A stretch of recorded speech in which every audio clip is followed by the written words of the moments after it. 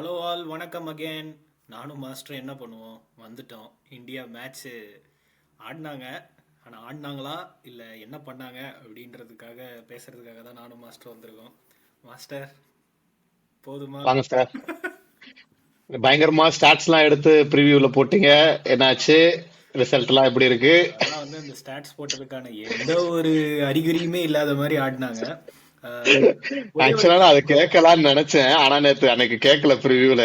ஏதாவது duck out இருக்கு முன்னாடி அந்த கிரவுண்ட்ல இருக்கான்னு கேட்கலாம்னு நினைச்சேன். சரி பாசிட்டிவா யோசிப்போன்னு விட்டுட்டேன். இல்லை, ஆக்சுவலாக வந்து நான் இதுல இருந்து ஸ்டார்ட் பண்ணணும்னு நினைக்கிறேன்னா, I think it is the 15th consecutive loss in toss in ODIs for India. So அது ஒண்ணும் பண்ண முடியாதுப்பா. அது ஒன்றும் பண்ண முடியாது தான், பட் ஆனால் அதுவுமே வந்து ஒரு தேவையில்லாத ரெக்கார்ட் நம்மளுக்கு வந்து சேர்ந்துருக்கு. ஸோ ஆடிலைட், இது வந்து ட்ரெடிஷ்னல் ஆடிலைட் பிச் இல்லை, அது மட்டும் தெரிஞ்சுது. அண்ட் டாஸ் ஜெயிச்சு நம்மளை தான் வந்து ஃபர்ஸ்ட் பேட்டிங் ஆட கொடுத்தாங்க. That is expected. நம்ம ப்ரிவியூலேயே சொல்லியிருந்தோம் அந்த கிரவுண்டு வந்து ரன் சேஸ்க்கு கொஞ்சம் ப்ரிஃபேர் பண்ணுவாங்கன்ட்டு. அண்ட் நீங்கள் சொன்ன சேஞ்சஸ் எல்லாமே ஆஸ்திரேலியாவில் நடந்துச்சு. அலெக்ஸ் கேரி வந்தார், ஆடம் தான்ப்பா ஜாம்பா. அந்த ஆமா. So they are back with their strong. இன்னும் ஜாஷ் இங்கிலீஷ் இல்லை, ஆனால் அவர் ஆமா, இருந்திருந்தாலுமே அவர் வந்து ஃபிட் ஆகலன்னு நினைக்கிறேன். ஆமாம். ஸோ அவர் அவர் இல்லைனாலுமே அது வந்து it look like a complete side தான். ஸோ நம்ம வந்து ஆஸ் எக்ஸ்பெக்டட் அதே சேம் டீம் தான். ஆனால் வந்து பீடாகும் அஸ்வினும் கிருஷ்ணமாச்சாரி ஸ்ரீகாந்தும் அவங்க சேனலில் பாடாதபடியாக அடிச்சுக்கிட்டாங்க. யோ குல்தீப் யாதவை எடுங்கய்யா எடுங்கய்யா அப்படின்னு அடிச்சுக்கிட்டாங்க. ஓகே. தலைகீழாகத்தான் குதிப்பேன் அப்படின்னு வந்து சேம் நிதிஷ்குமார் ரெட்டியோட உள்ளே போயிருக்காங்க.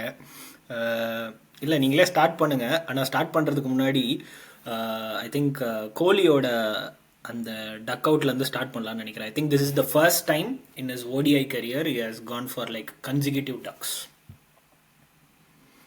இன் அ சீரீஸ். ஸோ நீங்கள் அதுலேருந்து ஸ்டார்ட் பண்ணுங்க. எனக்கு இல்ல சொல்கிறதுக்கு பதில் பார்த்தேன். அதுல எனக்கு சொல்றதுக்கு இல்ல, பால் வந்து நேரா வந்த மாதிரிதான் எனக்கு தோணுச்சு. ஓகே, என்னோட ஐஸ்க்கு இல்லை இல்லை. என்ன ஆஃப் ஸ்டம்ப்ல குத்துச்சு. ஓகேங்களா, அத வந்து ஏதோ காலை தப்பா போட்டாருன்னு நினைக்கிறேன். அதுல எதுவும் பேசுறதுக்கு ஒண்ணும் இல்ல. ஜஸ்ட் அவர் என்ன சொல்றது, அந்த மெயினாக வந்து அவுட் சைட் ஆஃப் ஸ்டம்ப் லைனுக்காக அதுதான் அதுதான் மேட்ருன்னு நினைக்கிறேன். So it is more on his mind rather than on the கேம்ன்ற மாதிரி ஆக்சுவலா இருந்துச்சு. வந்து அவர் எனக்கு தெரிஞ்சு. போகும்போது அடிலைட் கிரவுட் வந்து, ஐ மீன் அவருக்கும் அடிலைட்டுக்கும் ஒரு நெவர் எண்டிங் ஆமா ஆமா ஸ்டோரி. ஆமா, I think he gave a gesture as well. ஆமா ஆமா. ஆனா அதை வச்சு அவர் வந்து ரிட்டையர்மெண்ட் அனௌன்ஸ் பண்ண போறாரு அப்படின்னு காலையில இருந்து ட்விட்டர் ஒரு ஓ. பக்கம் பத்தி எரிஞ்சுக்கிட்டு இருந்துச்சு. அதனாலதான் அவர் வந்து பாய் சொன்னாரு அப்படின்ட்டு. இப்போ வரைக்கும் நம்ம யூகே டைம்ல நைட் 9 மணிக்கு ரெக்கார்ட் பண்றோம். இப்போ வரைக்கும் அந்த மாதிரி எந்த நியூஸும் வரல. இல்ல இல்ல, அதெல்லாம் எனக்கு தெரிஞ்சு நடக்காது. ஓகேங்களா, அது இந்த மிடில் ஆஃப் த சீரிஸ் அதெல்லாம் பண்ண மாட்டாரு. இல்ல அதான் Kohli will keep him aside. ஓகேங்களா, ஜஸ்ட் ஹேப்பன் ஜீரோ, அதுல ஒன்றும் பேசுறதுக்கு இல்ல. பட் நான் சொல்லியிருந்த ஞாபகம் இருக்கா, ரோஹித் சர்மா அட்லீஸ்ட் கிளிக் ஆவாரு. அப்கோர்ஸ் அதை நம்ம பேசணும். ஏன்னா அட்லீஸ்ட் ரன்ஸ் அது எடுத்துட்டாரு. ஆமா, ஐ கண்டிப்பா. திங்க் ஃபர்ஸ்ட் வந்து ஜோஸ் ஹேசல்வுட்டை வந்து யாராலையும் தொட முடியல அப்படிங்கிற மாதிரி தான் நான் படிச்சேன். நான் ஃபுல்லா பார்க்கல. இல்ல, நான் பார்த்தேன் இந்த மேட்ச். அதான் நான் இன்னைக்கு பார்த்தேன். 43 டாட் பால். டாட் பால் போட்டிருக்காரு 60 பால்ல. அண்ட் பேட்ஸ்மேனோட அந்த 43 டாட் பால்ல 45 பால், அதாவது மொத்தமா 60 பால்ல 45 பால் வந்து பேட்ஸ்மேனை ஃபால் ஷாட் ஆட வச்சிருக்காரு. ஆமா ஆமா ஆமா. இல்ல அதுதான், அது வந்து எங்க ரெஃப்ளெக்ட் இத ஆயிருந்ததுன்னா. இத வந்து நீங்க கிரிக் பஸ்ல பாத்திருப்பீங்க. பட் ஆனா நான் இதை வந்து முடிஞ்சா வந்து ஆக்சுவலா வந்து இந்த பிக்சரை எடுத்து நான் வந்து நம்ம இதுல வந்து அட்டாச் பண்றேன், நம்ம வீடியோல வந்து அட்டாச் பண்றேன். சரி, ஓகே. என்னன்னா, அவர் இன்னைக்கு போட்டிருக்க அந்த 60 பாலுமே ஒரு பால் கூட ஃபுல் இல்ல மாஸ்டர். ஒரே ஒரு ஆன் த பால் லென்த். கூட ஃபுல் கிடையாது. It is good and length, அவ்வளவுதான். லென்த், ஆமா. அண்ட் ஷார்ட்டும் கிடையாது.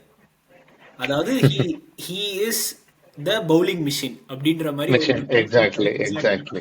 எப்படி பாசிபிள்னு எனக்கு தெரியல. ஒரு பால் கூட முன்னாடியும் போல பின்னாடியும் வரல. கரெக்டா அந்த மிடில் அந்த லென்த் கிளீனா மெயின்டைன் பண்ணியிருந்தாரு. ஆமா ஆமா, அது போக கொஞ்சம் பவுன்ஸ் இருக்கறனால வந்து அதை ப்ளே பண்ண முடியாது. இப்ப நம்ம இந்தியாலனா அந்த குட் லென்த் போடுறப்ப மேபி நீங்க இறங்கி வந்து ஏதாவது கவர் பண்ணி அடிக்க முடியும். அது விளையாட முடியாது. அது எங்க ரிஃப்ளெக்ட் ஆயிருந்ததுன்னா, ஐ திங்க் ஃபர்ஸ்ட் 40 பால்ஸ்ல வந்து ரோஹித் சர்மா 14 ரன்ஸ் நினைக்கிறேன். ஆமா ஆமா ஆமா ஆமா ஆமா. பட் அட்லீஸ்ட் நமக்கு பாசிட்டிவ் சைடு என்னன்னா, after that he was able to score runs. Yes. நான் கேட்டது கிடைச்சிருச்சு. புல் ஷாட் எல்லாமே விளையாண்டாரு, சிக்ஸஸ் எல்லாம் போயிடுச்சு. ஸோ அட்லீஸ்ட் அவர் பெர்ஃபார்மன்ஸ் ஓகே. என்னைய பொறுத்தளவுக்கு India's batting is not bad. I think they got to a decent score which can be defended. அப்படின்னு தான் எனக்கு தோணுச்சு. எனக்கு வந்து ஒரு 25-30 ரன்ஸ் ஈஸிலி ஷாட். அதுக்கு வந்து ரீசன் வந்து என்னன்னா, நீங்கள் சொன்ன மாதிரி I will not blame Shubman Gill at this point. அவர் வந்து எனக்கு தெரிஞ்ச எந்த டெக்னிக்கல் ஃப்ளாஸும் இருக்கிற மாதிரி எனக்கு தெரியல. இட்ஸ் ஜஸ்ட் தட் அவர் கிளிக் ஆகலை. Rohit Sharma and Shreyas Iyer played a very good knock. அந்த டுவர்ட்ஸ் எண்டில் வந்து இவங்க இவ்வளோ ஆல்ரவுண்டர்ஸ் வச்சுருந்ததுக்காக அட்லீஸ்ட் அதில் வந்து இன்னொரு ஒரு 30-40 ரன் வந்திருக்கணும். ஏன்னா இவ்வளோ ஆல்ரவுண்டர்ஸோட போயிருக்கிறதுனால கேஎல் ராகுல் I think one of innings அவர் வந்து இன்னைக்கு கிளிக் ஆகலை. ஆனால் மற்றபடி ஐ think they should have shift இன். நிதிஷ்குமார் ரெட்டியோ இல்லை வந்து Washington சுந்தரோ they should have shift in. But ஆனால் வந்து ரொம்ப ஈஸியாக விக்கெட் கொடுத்த மாதிரி இருந்துச்சு. ஸோ அதனால ஒரு 20-30 ரன்ஸ் ஷார்ட்னு தான் நான் சொல்லுவேன். இவ்வளோ பேட்டிங் வந்து இவங்க வச்சுட்டு போயிருந்தப்போ நீங்கள் அதுக்கு பதிலாக குல்தீப் யாதவே எடுத்துருக்கலாமையா. நீங்கள் வந்து இந்த ரன்னை வந்து டிஃபெண்ட் பண்ணுறதுக்கு இந்த ரன் தான் நீங்கள் அடிக்கிறீங்க அப்படின்னா ஒரு பேட்ஸ்மேனை கம்மியாக எடுத்துகிட்டே போயிருக்கலாமே. ஸோ அதுக்கு வருவோம். கரெக்ட் இல்ல, பட் நான் என்ன சொல்ல வந்தேன்னா, அதான் எனக்கு தெரிஞ்சு இந்த ரன்னை வந்து இந்த ஆஸ்திரேலியன் டீமுக்கு அகேன்ஸ்டா ஸ்டில் டிஃபெண்ட் பண்ண முடியுங்கிறதா என்னோட வியூ. ஐ திங்க் கில்லுமே அதான் ரிஃப்ளெக்ட் பண்ணியிருந்தாருன்னு நினைக்கிறேன். அதாவது இது வந்து நான் சொல்லக்கூடாது, இருந்தாலும் சொல்றேன், I missed Bumrah very badly. ஏன்னா அந்த பிச்சில் ஓப்பனிங் ஸ்பெல் அவர் போட்டிருந்தாருன்னா கண்டிப்பா நம்மளோட ஃபாஸ்ட் பவுலிங் அட்டாக்கே ஸ்ட்ராங்கரா தெரிஞ்சிருக்கும். நான் இப்ப ஒரு ஹிஸ்டரிக்கு போயிட்டு வந்துடுறேன். நான் இது ஞாபகம் இருக்கா உங்களுக்கு, ஏசியா கப்புக்கு முன்னாடி நான் சொல்லியிருந்தேன் நினைக்கிறேன், ஏசியா கப்பு சொல்லியிருந்தேன், இந்தியா வெஸ்ட் இண்டீஸ் சீரீஸ்க்கு சொன்னேன், பும்ரா எதுக்கு இங்க, ஆஸ்திரேலியா கூட்டிட்டு போங்க, அங்கதான் தேவைப்படுவார், இந்தியா வெஸ்ட் இண்டீஸ் சீரீஸ்ல எதுக்கு. எக்ஸாக்ட்லி அவரை தான் மிஸ் பண்றோம். அவரை மிஸ் பண்றதுனால நம்ம இந்தியா பேட்டிங்குமே வந்து under pressure, they have to score மோர். நீங்க சொன்னீங்க இல்லைங்களா, ஆல்ரவுண்டர் வந்து ஐ திங்க் ஐ சா ஹைலைட்ஸ் ஒன்லி. அதுல எனக்கு என்ன புரிஞ்சதுன்னா, they want to score more runs, they want to attack. ஏன்னா நம்ம பவுலிங்கை பத்தி அவங்களுக்கு தெரியும். ஸோ அதனாலேயே வந்து அந்த பேலன்ஸ் மிஸ் ஆகுது. ஸோ அதை தான் நான் அன்னைக்கே சொன்னேன். But it happen. இப்ப பும்ரா இருந்தாருன்னா இந்த பிச்சே முதல்ல நமக்கு கொடுத்துருப்பாங்களான்னு எனக்கு டவுட்டா இருக்கு. போன மேட்சும் சரி இந்த மேட்ச்லயும் சரி பும்ரா சிராஜ் ஓப்பனிங் ஸ்பெல் இந்த மாதிரி இருக்காது. ஹேசல்வுட் வந்து ஒரு டைப் பவுலரு, பட் இந்த மாதிரி இதுல பும்ரா போட்டிருந்தாருன்னா கண்டிப்பா வந்து ஒரு 2-3 விக்கெட்டாவது இனிஷியலா எடுத்திருப்பார். அதேதான் எண்ட்லயுமே நான் பார்த்தேன். I think India came in to the match with couple of quick wickets, correct இல்லைங்களா? அந்த டயத்துல நீங்க சொன்னது மேபி குல்தீப் யாதவோ இல்ல பும்ரா இருந்திருந்தா அதை அடுத்த விக்கெட் எடுக்கிறதுக்கு அந்நேரம் ஆள் இல்லை. நம்ம அதை தான் பவுலிங் அட்டாக்ல பேசிக்கிட்டு இருந்தோம் இல்லைங்களா? ஸோ பவுலிங் அட்டாக் வந்து can contain to some extent. அந்த அடுத்த வந்து கில்லரிங் இது கொடுக்கறதுக்கு வந்து பவுலர் இல்லை. ஸோ குல்தீப் யாதவோ பும்ரா இருந்திருந்தா அது நடந்திருக்கும். ஓகே, ஆமாம், நீங்கள் சொல்கிறது எக்ஸாக்டாக. எனக்குமே நானும் பும்ராவை ரொம்ப மிஸ் பண்ணேன். அண்ட் என்டையர் இந்தியன் டீமுமே கண்டிப்பாக மிஸ் பண்ணியிருப்பாங்க. Okay, coming back to the hot debate. ஏன் குல்தீப் யாதவ் எடுக்க மாட்டேங்கிறாங்க எனக்கு புரியல.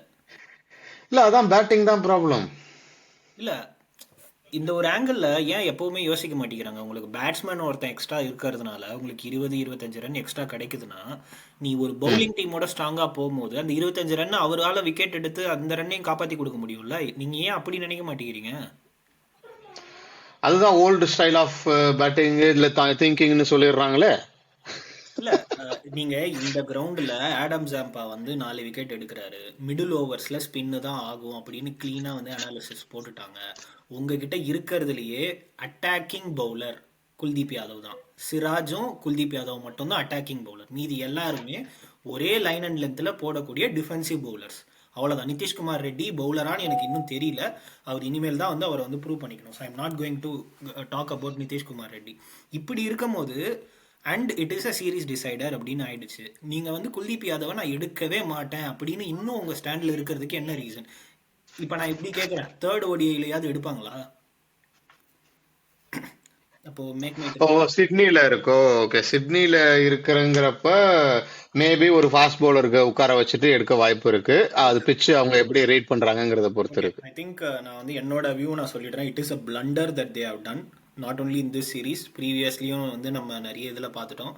குல்தீப் யாதவை உங்கள் சர்க்கியூட்டில் நீங்கள் வச்சுட்டு அவரை நீங்கள் விளையாடலன்னா லாஸ்ட் டீமுக்கு தான்.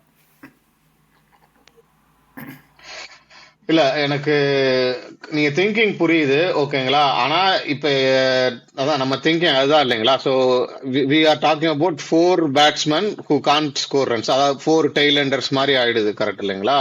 அந்த ஒரே கன்சர்ன் தான் நான் பாக்குறேன், நான் வேற எதுவுமே கிடையாது. சரி, ஓகே, அப்படி போக மாட்டாங்க. ஸோ ம். பார்ப்போம் என்ன நடக்குதுன்னு பார்ப்போம். And on the other hand we have to give it up to Aussies. எப்போவுமே ஆசீஸ்க்கு வந்து இந்த இதில் வந்து திருப்பி கம்பேக் கொடுக்கறதுலையோ இல்லை வந்து அவங்களே வந்து ப்ரூவ் பண்ணிக்கிறதுலையோ எந்த ஒரு குறையுமே இல்லை. அதே மாதிரி சூப்பராக ஆடினாங்க. நான் உங்ககிட்ட ஜாஷ் இங்கிலீஷ் பற்றி பேசியிருக்கேன். அதே மாதிரி வந்து இந்த கூப்பர் கான்லேவ் பற்றியும் நான் வந்து உங்ககிட்ட சொன்னேன். அதாவது கண்டிப்பாக என்னோட பிளேயிங் லெவலில் அவர் இருப்பார். ஏன்னா அந்த பையன் வந்து ஆக்சுவலாக வந்து அவரோட எக்ஸாக்டான வந்து ஒரு வெர்ஷன் தான் வந்து Jacob Bethell. So Jacob Bethell and Cooper கான்லியே தான் வந்து ஜென்சி கிட்ஸ் அப்படின்னு கிரிக்கெட் சர்க்கியூட்ல பேசிக்கிறாங்க. அதாவது அவங்க ரெண்டு பேரோட ஸ்டைலுமே வந்து என்னன்னா அட்டாக்கிங் மோடு தான். ஆனால் இன்னைக்கு அவர் ரொம்ப மெச்சூர்டான இன்னிங்ஸ் ஆனார். பார்க்கறதுக்கே ரொம்ப சூப்பராக இருந்துச்சு. And I think that kid has a very bright future. It is very early to predict, but ஆனால் வந்து ரொம்ப சூப்பராக ஆடினார் இன்னைக்கு அவர். ஓகே. அதுக்கப்புறம் வந்து ஜாஸ் ஹேசல்வுட் நம்ம பேசிட்டோம். அவங்களோட பவுலிங் அட்டாக் பேசிட்டோம். ஆடம்ஸ் ஜம்பா 4 விக்கெட்டை பற்றியும் பேசிட்டோம். ஐ think they are better team. ஆமா, எனக்கு என்ன, நான் எப்படி இதை பாக்குறேன்னா, ஆஸ்திரேலியா வாஸ் ரியலி குட், ஓகேங்களா. ஆனா எனக்கு என்னமோ இந்தியா சரியா விளையாடாதனாலதான் ஆஸ்திரேலியா வின் பண்ண மாதிரி தான் எனக்கு ஃபீல் இருக்கு. 3 கேட்ச் பார்த்தேன். இந்த கேட்ச் விடுறத வந்து நீங்க இன்னும் எவ்வளவு நாளைக்கு இப்படி ஓட்ட முடியும்னு எனக்கு தெரியல, ஓகேங்களா. So கேட்சஸ் win matches, very simple இல்லைங்களா. அட்லீஸ்ட் 2 கேட்ச் வந்து பிடிச்சிருக்கணும் என்னோட வியூ படி. அது பிடிக்கல அப்படின்னு சொன்னா எனக்கு புரியல. அது அவ்வளவு தூரம் பிராக்டிஸ் பண்ணி இந்த மாதிரி கீ மூமெண்ட்ல வந்து பவுலிங் அட்டாக்கும் வீக்கு, பேட்டிங்கும் வந்து ஃபுல் ஸ்ட்ராங்கா இல்ல. On top of it at least ஃபீல்டிங்லயாவது வந்து பக்காவா இருந்து you have to cover other departments. 3மே ஃபெயில் ஆகிறப்ப ஆன லைக் ஆஸ்திரேலியா மாதிரி ஒரு டீம் கிட்ட இப்படிதான் நடக்கும். நம்ம பேசணும் ஞாபகம் இருக்கு இல்லைங்களா, ஏசியா கப்லயுமே சரி அந்த மாதிரி சீரீஸ்லாம் வந்து ஸ்ட்ராங்கர் டீம் கிட்ட போறப்ப கஷ்டப்படுவாங்கன்னு. That is exactly what happening. I think they are repeating the same mistakes again again. பேட்டிங்ல நான் ஒன்னு என்ன யோசிக்கிறேன்னா, ரோஹித்தும் சரி, ஐ திங்க் ஐயர் தானே 60 என்னமோ அடிச்சாரு. அவங்க 2 பேருமே வந்து they should have gone further. At least ஒரு ஆள் 100 அடிச்சிருக்கணும். 2 பேர்ல ஒரு ஆள் அடிக்கலங்கிறதே வந்து again I don't blame the all rounders too much. ஏன்னா இவங்க 2 பேரும் அவ்வளவு தூரம் விளையாண்டாங்க. So they like get used to the pitch. அவங்க தான் வந்து ஃபுல்லா விளையாண்டுருக்கணும். அந்த கில்லிங், அந்த கில்லர் இது வந்து இல்ல. அந்த நம்ம அதை தான் பேசிக்கிட்டே இருந்தோம், கொஞ்ச நாளா பேசிட்டு இருக்கோம் தெரியலங்களா.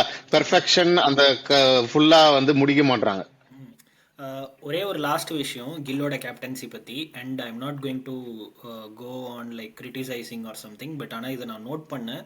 இது வந்து டெலிபரேட்டாக அவர் பண்ணாரா இல்லை அவர் பார்க்க விட்டாருன்னு தெரில. நீங்கள் வந்து ஃபீல்டிங் பற்றி சொல்லிட்டு இருந்தீங்க. கேப்டன்சியில் வந்து அதுவுமே நம்ம வந்து ஒரு டோட்டலை டிஃபெண்ட் பண்ணும்போது எந்த பிளேயர்ஸை எந்த இடத்துல நிறுத்தணும் அப்படிங்கிறது வந்து ஒரு கீ திங். அண்ட் கேப்டனுக்கு வந்து ஒரு பீரியட்ல வந்து தெரியும், நீ நான் இங்கே போ, இந்த 30 ஓவர்னா இந்த பக்கம் போ, அந்த பக்கம் போ அப்படின்னு வந்து க்ளீனாக அவங்க இது பண்ணிட்டு இருப்பாங்க. ரைட் ஹேண்ட் பேட்ஸ்மேனா எந்த ஆங்கிள் அடிப்பான், லெஃப்ட் ஹேண்ட் பேட்ஸ்மேனா பண்ணியிருப்பான். ஐ திங்க் இன்னைக்கு நானே வந்து நான் மேட்ச் பார்த்ததுனால சொல்கிறேன், இன்னைக்கு நானே வந்து நோட் பண்ணேன், சிராஜ் எந்த இடத்துலலாம் வந்து தேர்ட் மேன்ல நிற்கிறாரோ அந்த இடத்துலலாம் கூப்பர் கான்லியும் மிச்சல் ஓவனும் வந்து டார்கெட் பண்ணி அடித்தாங்க. அண்ட் ஆப்வியஸ்லி நம்மளுக்கு தெரியும் Siraj is not that lightning speed in the field. So அவர் வந்து இதுவே அந்த டைமில் வந்து ஒரு ஸ்ரேயாஸ் ஐயரோ இல்லை வந்து விராட் கோலியோ அந்த சைடில் நின்று இருந்தாங்கன்னா, இதை நான் ஏன் சொல்கிறேன்னா, அவர் 4 விடும் போது எல்லாமே விராட் கோலி வந்து 30 yard சர்க்கிளில் தான் நின்றுட்டு இருந்தார். நான் வந்து 10 வருஷமாக பார்க்குறேன், ஆஃப்டர் 20 or 25 ஓவர்ஸ்க்கு அப்புறமா கோலி வந்து இன்னர் சர்க்கிள்ல நின்று நான் பார்த்தேன். அங்க வந்து ஒரு கீ ஃபீல்டர்ஸை வந்து நீங்க நிறுத்தாம இருந்தது வந்து எனக்கு பிளண்டர் மாதிரி தெரிஞ்சது. அண்ட் நான் பார்த்து 12 ரன் அதுல போச்சு. ஸோ மேபி அதில் இன்னுமே வந்து அவங்க வந்து ஒர்க் அவுட் பண்ணணும் அப்படின்னு நினைக்கிறேன். Is very early in his captaincy. அது வந்து அவருக்கு போக போக அவருக்கு வந்துடும் நினைக்கிறேன். இல்ல அதான் அந்த ஸ்மால் திங்ஸ். அதனால தான் ஸ்டில் ஐ பிலீவ் அந்த ஸ்கோரை டிஃபெண்ட் பண்ணிருக்கலாம் if India play to their full potential and had the right bowling attack. அவ்வளவுதான். That's my summary. ஓகே, ஒரு டிசப்பாயிண்டிங் சீரீஸ் ஆஃப்டர் 17 இயர்ஸ் நம்ம வந்து ஒரு ஓடிஐ சீரீஸ் வந்து நம்ம வந்து தோற்றுருக்கோம். அப்புறம் ஆடிலைட்லேயும் வந்து நல்ல ரெக்கார்டு வச்சுருந்தோம். ஆனால் வந்து அந்த ஆடிலைட்டோட ரெக்கார்டுமே வந்து இந்த மேட்சோட முடிஞ்சுது. பார்ப்போம். ஃபைனல் மேட்ச் எஸ்சிஜி ஒரு ஷார்ட் டர்ன் அரவுண்ட் தான். ஸோ எனக்கு ஒரே ஒரு லாஸ்ட் கமெண்ட், ஓகேங்களா. ஐ திங்க் இந்தியன் ஃபேனா இல்லாம நான் பேசுறேன்னா, I like this type of pitches especially for ODI, ஓகேங்களா. There is something in for the bowlers. It was a tough competition. ஆமா, 260 270 280 இருக்கிறதெல்லாம் it's a good proper ODI cricket. I like this. மற்ற கண்ட்ரீஸும் இதே மாதிரி ஃபாலோ பண்ணாங்கன்னா Greta இருக்கும், rather than just a flat wicket. And நீங்கள் சொன்னதுக்காக நான் இன்னும் சொல்கிறேன், நானுமே வந்து கமெண்ட்ரி கேட்டுட்டு இருந்தேன். And South Africa is very much interested to prepare similar to 260 to 270 kind of pitches, because அவங்கக்கிட்ட ஒரு கம்ப்ளீட் ODI டீம் இருக்குது. ஸோ நம்ம அதை பற்றி பேசுவோம். பட் ஆனால் அதான் சொன்ன மாதிரி ஒரு டிசப்பாயிண்டிங் சீரீஸ் ஃபார் நம்ம இதில் வந்து சீக்கிரமாக வெளியில் வரணும். ஸோ தேர்ட் மேட்ச்க்கான ப்ரிவ்யூவில் நம்ம அடுத்த வீடியோவில் நம்ம கண்டிப்பாக சந்திப்போம். அது வரைக்கும் உங்களோட வியூஸ் இந்த மேட்சை பொறுத்த வரைக்கும் என்ன, கோலி, ரோஹித், கோலியோட ஃபார்ம் பற்றி என்ன அப்படின்றதெல்லாம் நீங்கள் வந்து கமெண்ட்டில் போடுங்க. See you in next video. Signing off, Vikram and Mas.